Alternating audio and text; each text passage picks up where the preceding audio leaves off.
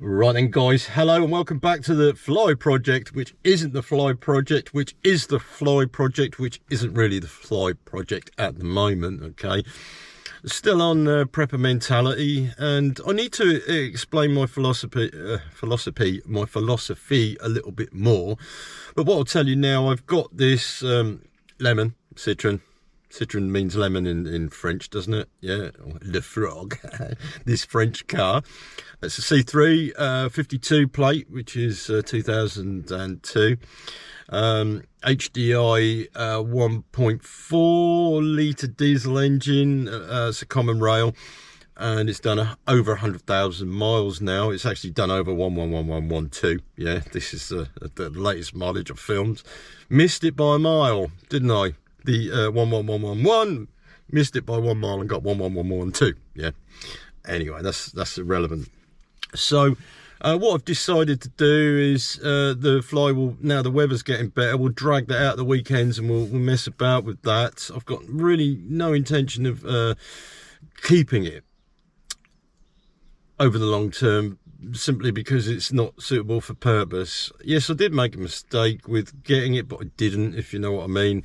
It's always a lessons that you learn, and regardless of the situation, if you are stuck in a shit hits the fan situation, you've got to, as a man, you've got to be prepared to start from nothing, okay? You've got to be prepared to lose absolutely everything except your life and the trousers and boots that you're wearing at the time, because there is always that possibility that the vehicle could slip off the road, you lose it, yeah? Plus all the equipment in the back, especially if you have to abandon it for a little while, that could be completely stripped out. It happens now in a shit hits the fan situation, or in your ideal fan hits the situation. You'll know that it'll be robbed, stripped straight away, probably dragged out and stripped down for parts as well.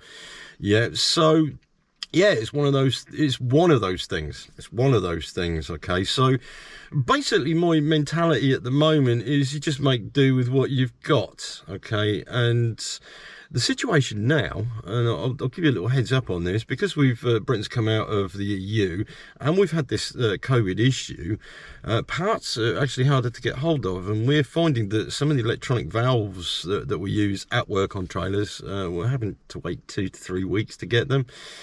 Yeah, oh, okay, well that's nothing really that what could happen, okay? A lack of spare parts, what do? Well, you cannibalize stuff, don't you? You take certain things off the road, you take bits that you need, and you make them mend and make do, yeah?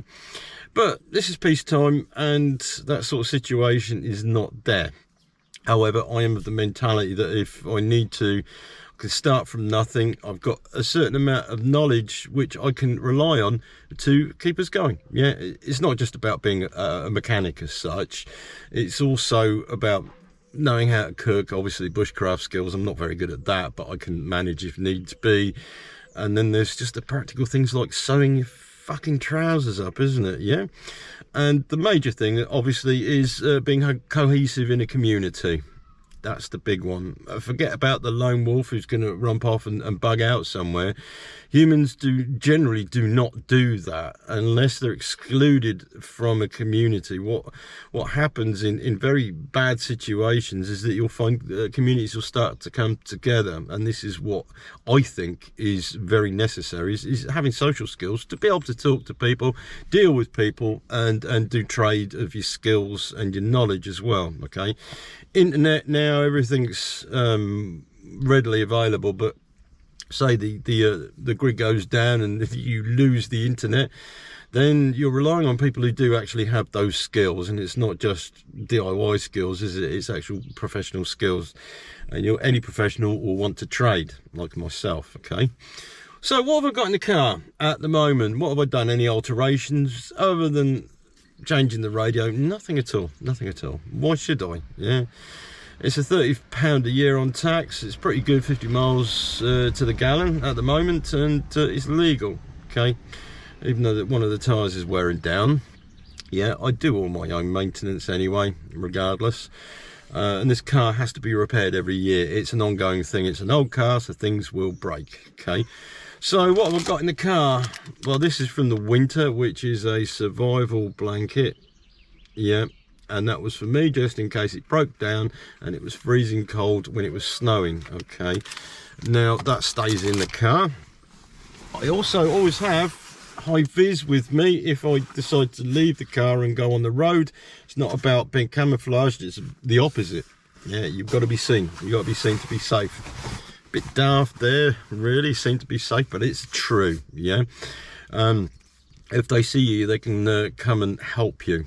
Right, the other thing I have is my lunch bag, which I always have with me in the car and at work, and in those I have an MRE just in case. Right, generally what I do is I do not eat all day, and then when I come home I then will eat something. I'll have a substantial meal, but I do fasting every now and then, which means I can go 2-3 days without eating.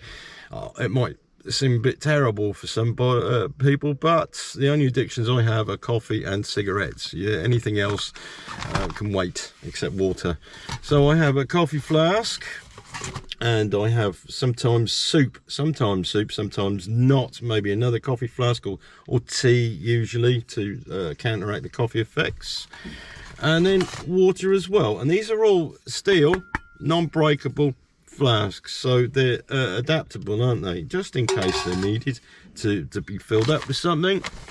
I have a mobile phone case, but my mobile phone is actually waterproof. Yeah, it's actually waterproof. IP69, I think there's 68. It's an IP68 phone, so that is a water submersible, large battery on it. Although I don't rely on it that much, the occasional phone call. Yeah, otherwise it stays in this pouch. Yeah. Other than that, really. Sometimes I will take a smaller flagon of coffee, depending, and I'll also have an extra MRE in the car, just in case it's a long period of time and I'm stuck out with nothing else to do. And of course, now I've upgraded to this head torch, which is on charge in the car all the time. Yeah, and I put it on my head when I'm at work, and then I put it back in the car to charge. So I always have a torch, and I have another torch with a red flasher just in case. Yeah, so that's me, and that's it. That's as far as it goes at the moment. Plus I've got my tools in the back as well, because you never know when this old shit is going to go wrong. But generally, it hasn't really gone wrong at all. It's had a wheel bearing that was starting to fail, MOT failures as usual, winter screen stuff like that, and a crank sensor, and that's about it. Touch wood. There's no wood there. She should be all right. Unfortunately, this is electronically controlled, and anything could happen at any period in time. But that is something you face as you come to it. Yeah. So what I want to do in the future, what I've decided to do, because at the moment it's prohibitive to buy a prepper vehicle or anything of any substance, and thank you for all the comments about what vehicle I should get. It generally looks a good one. That's not bad, is it? But it's down to finance. They're very expensive, so I'm stuck with what I've got, and this is what it's all about at the end of the day. You start from nothing, and then you make do with what you've got. Saying that, this vehicle here, Andy's vehicle, he's got it up for sale at the moment. £2,000 Discovery 300 TDI. It's lifted as well. He uses it for carting his fishing gear about, but that's actually a nice thing. But for me, that would be a restoration project. But he's got it up for sale if anybody's interested, and that would be in the Dereham area of Norfolk.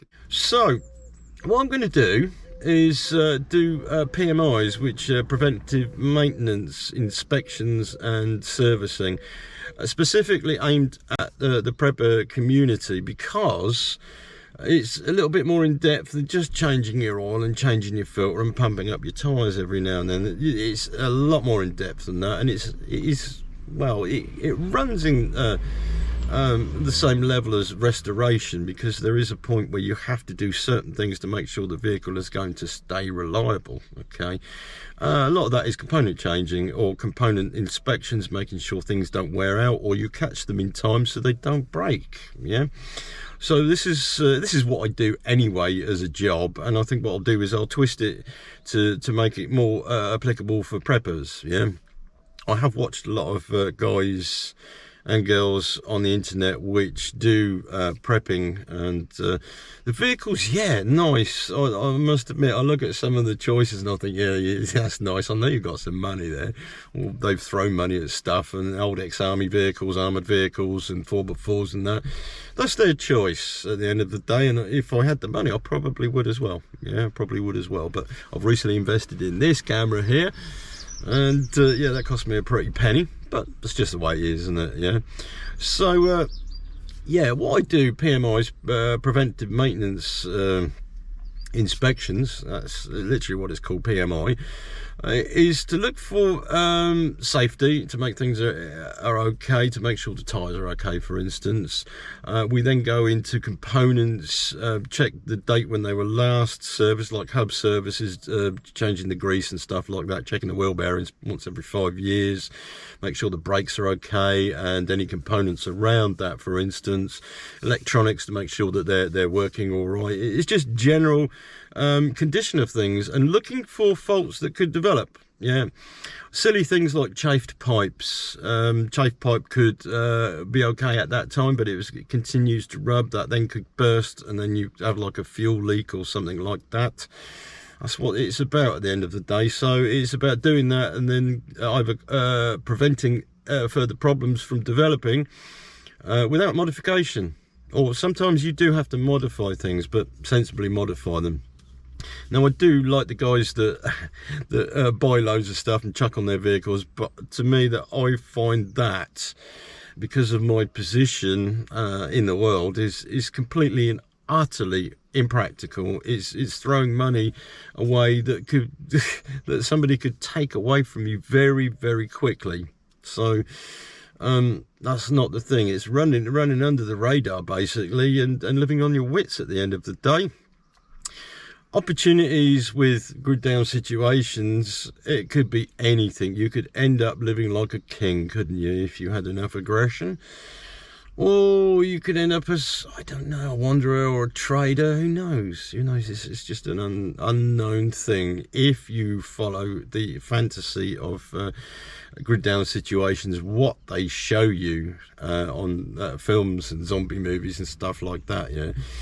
Personally, I don't think it'll ever get that bad. I think what will happen is we will get awkward social situations, which is developing in the UK at the moment, or we get an economic disaster, which means we have to draw in. But I saw this in the Ukraine when I was there, that even after the Soviet Union collapsed, the Ukrainians pulled it together. They work, well, I say they work together, there's always that ego involved, but they were cohesive enough to keep the fuel flowing and to keep the vehicles running and keep society on some sort of level that they wanted it to. And this is how I believe it would happen in this country if anything ever came to it. Yeah, so okay, that's enough from me at the moment, and watch out for stuff. I'll keep it under the Ferrari project, and then we'll go from there. Okay, all right, so anyway, see you later.